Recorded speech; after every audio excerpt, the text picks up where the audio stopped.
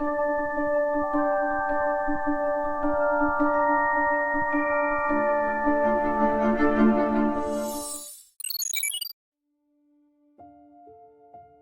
家好啊，歡迎嚟到金甲蟲之路。最近日元係咁跌到40年嘅低位，呢種現象背後究竟隱藏住啲乜嘢嘅危機呢？好多香港人都中意買日元，日元咁低又買唔買得過呢？我哋會一連兩集去探討下呢一個話題。阿 Jo 話最近啲日元咧跌得真係好鬼誇張喎！我咁大個人咧都未見過啲 yen 咧跌得咁平㗎，對港幣咧跌穿5算，唔使5蚊咧就可以換到100 yen。係啊，真係好誇張啊！咁跌法咧，即係話過去40年咧，所有投資日元嘅人咧，全部都要輸啊！如果你將日元睇成一種資產，價格咧已經跌翻去40年前嘅水平啦。咁你試下諗下，如果你喺香港嘅樓價係跌翻去1986年嘅水平，每尺只係幾百蚊，你話幾恐怖啊？哇！咁跌法咧真係好鬼恐怖啊！過去幾年咧，每當 yen 咧跌到一個低位嘅時候咧，好多香港人咧都會趁低吸納喎。有啲人咧就想咧買定咧就去旅行，有啲咧就買嚟投資嘅。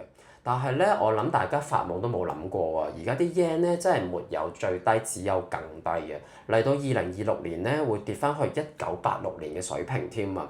對美元已經跌到160以上喎。有冇可能呢一個係個底部啊？嗱，我會咁睇，升市咧就莫估頂，跌市咧都唔好估底。尤其係生活喺呢個世代啊，咁好多嘢咧都係唔可以用常理去思考嘅。咁好似金價咁樣啦，10年前咧，我同啲人講話黃金會升到5000蚊美金每安士，咁當時咧好多人都覺得冇可能嘅。咁結果嚟到2026年咧嘅年頭1月啦，黃金最高咧就升到咧5600蚊嘅美金水平啦。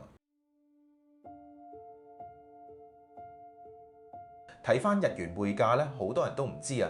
歷史上咧最低曾經見過360對1美元嘅，咁呢個匯價咧係由1949年咧一直維持到1971年嘅。咁呢段時間咧係金本位時期啊，全球個貨幣咧係採用一個固定匯率制度嘅，即係先同美元掛鈎，然後美元咧再同黃金掛鈎嘅。咁唔係好似今日咁樣樣咧，啲匯價日日唔同嘅。咁當年係第2次世界大戰結束啊，咁日本嘅經濟咧係受到重創啊，咁啊通脹咧就非常嚴重嘅，咁幾年間呢個物價咧係升咗100幾倍嘅，咁為咗振興經濟、控制通脹咧，當年美國駐日本嘅經濟顧問杜琪咧就建議啊，將日元對美元咧就綁定喺360對1嘅，咁日本政府係戰敗國啊，當然咧就冇得 say no 嘅，咁歷史上咧就稱為咧杜琪路線啊，咁如果而家日元咧可以跌翻去1986年嘅水平，當然亦有可能咧係跌到咧60、70年代嗰個水平嘅。喺經濟學上咧，絕對係有呢個可能嘅。只要條件合適，唔好話360對1啊，甚至更低都得嘅。其實人類歷史上都發生過好多次貨幣嘅貶值潮嘅喎，好似1920年代德國魏瑪共和國嘅時期，德國馬克就貶值咗幾百萬倍，形成咗超級通脹，物價以幾何級數咁上升。1920年57馬克可以換到1美元，但係到咗1923年就要用4萬億馬克先換到1美元。另外，中國民國時期亦都發生過類似嘅貨幣貶值潮，情況同德國差唔多。可以睇到一種貨幣要貶值起來，其實真係深不見底，係可以超乎我哋嘅想像㗎。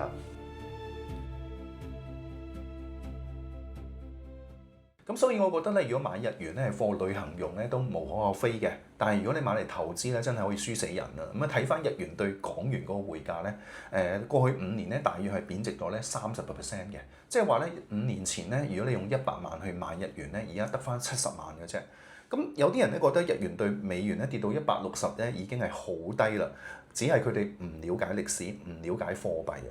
咁今日咧佢可以跌翻去40年前嗰個價，只要構成咧日元貶值嘅因素係冇變嘅話咧，再過多幾年咧，佢分分鐘可以跌多1倍啊，翻去60、70年代嗰個360對1美元啊，到時咧蝕得更加金啊！日元貶值對日本人嘅生活咧，真係好大影響嘅話中，就好似我哋平時去超級市場買嘅椰菜咁咯，價錢已經由原本嘅100 yen 咧，已經升到去200 yen 㗎啦。日本各地嘅超級市場嘅5公斤白米啊，佢哋而家本身咧賣咧1500至2000 yen 嘅咋，而家已經喺2年之內升幅到係3000 yen 以上，升幅超過咗40%，甚至乎有啲新聞報導咧，有啲地方仲出現偷米嘅情況添啊！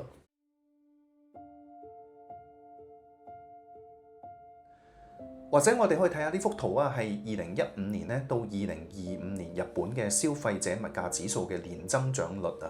咁可以見到咧，2021年之前咧，無論係整體消費物價指數，或者係扣除咗食品能源之後嘅指數咧，年增長率咧都係唔高嘅，甚至有啲時候咧係負值啊。但係一過咗2021年咧，情況就發生咗180度嘅轉變啦。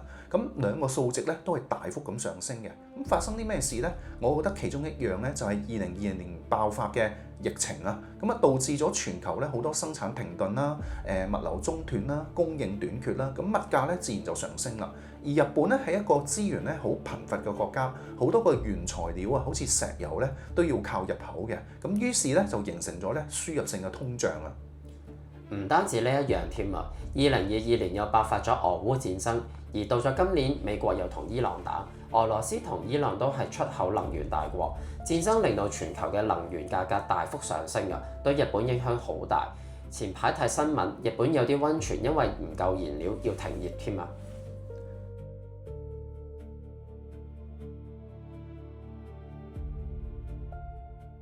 貨幣貶值咧，同呢個通脹咧，其實都係同一樣嘢嚟嘅。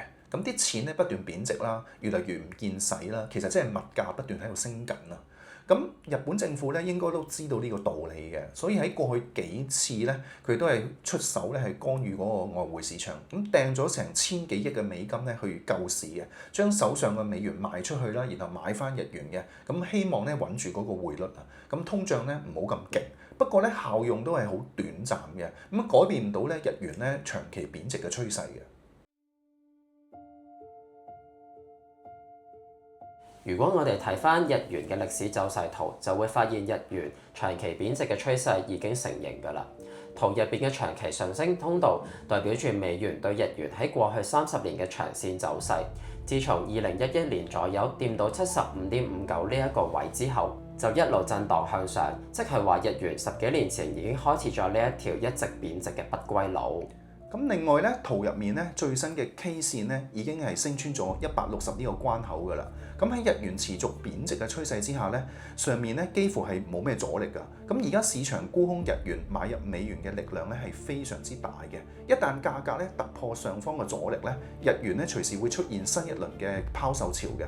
咁未來咧唔排除咧會跌到176啦，甚至係187，甚至係更低嘅水平嘅。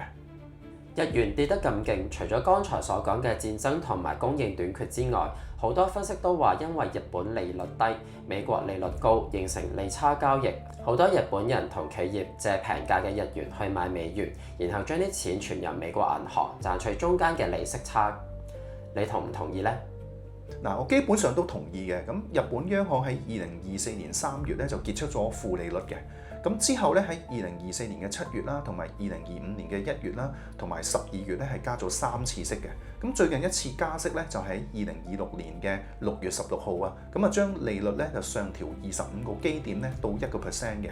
咁對美國5% 以上嘅利率咧，當然係有好大嘅誘因咧，吸引啲日本人去借日元換美元賺取息差。不過呢種套息交易咧，其實咧都唔係冇風險嘅喎，萬一日本嘅利率大幅咁上升咧，真係可以輸死人嘅。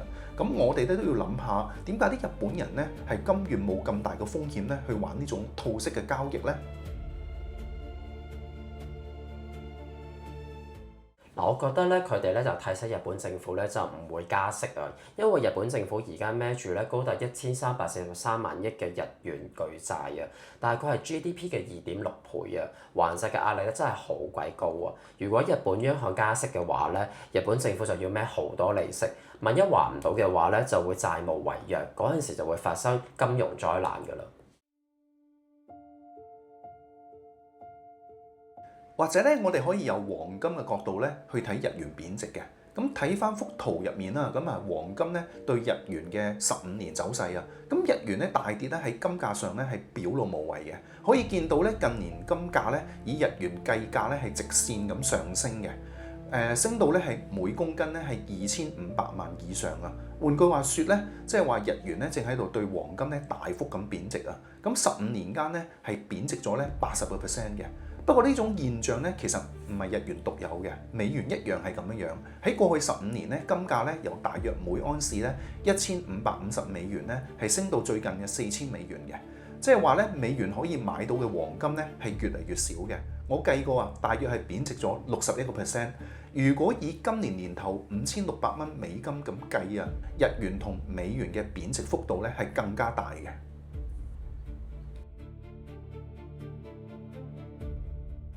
阿 Jo 話咁睇嘅話咧，其實無論高息嘅美元定係低息嘅日元，過去10幾年其實一樣係對黃金貶值嘅喎，只係咧日元貶值得多啲，美元咧就貶值得冇咁勁嘅啫。咁多年咧，美日兩個嘅息差咧，其實大約咧就2.5至3.5% 左右。計翻條數嘅話，假設個息差係2.5%，借日元去買美元啊，連續操作15年嘅話咧，複息計算大概有45% 嘅回報嘅喎。其實咧只係彌補翻一啲對黃金貶值嘅幅度，整體上仍然對黃金貶值40% 嘅。係啊，你講得冇錯啊！咁好多人話咧，日本人借日元去買美元賺嗰個息差咧係貪心。咁講當然冇錯啦，但係換一個角度咁睇啊，你亦可以話呢啲日本人咧係自救啊！咁啊面對日本政府咁多年咁大量咁發行鈔票咧，人工又冇得加，通脹係咁升，咁為咗保存嗰個購買力咧，只能夠將日元咧就換成另一種係高息嘅貨幣，好似美元咁樣樣，去彌補翻一啲日元貶值嘅損失啊！咁利差交易咧，其實咧你可以將佢睇成係日本人一種自救嘅交易啊！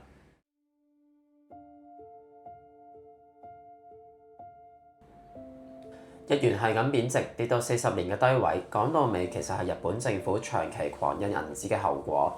特別係前首相安倍晉三就任嗰陣，大搞安倍經濟學，大規模推行呢個量化寬鬆，開大咗個水喉係咁放水，但係又冇真正咁刺激到經濟，結果就係啲錢不斷咁貶值。或者我哋可以睇下日本嘅貨幣供應嘅情況啦。咁安倍晉三喺2021年上任嗰陣咧，就委任咗咧黑田東彥咧就做央行行長嘅，咁啊推行咧超量化寬鬆嘅貨幣政策嘅。之後日元嘅貨幣總量咧就好似直升機咁上升啊！咁根據日本嘅官方數據咧，日元總量喺安倍任期內咧係升咗4.3倍嘅，由咧130萬億咧係升到咧600萬億嘅。今日日元嘅大貶咧，其實早喺10幾年前咧已經種咗落嚟㗎啦。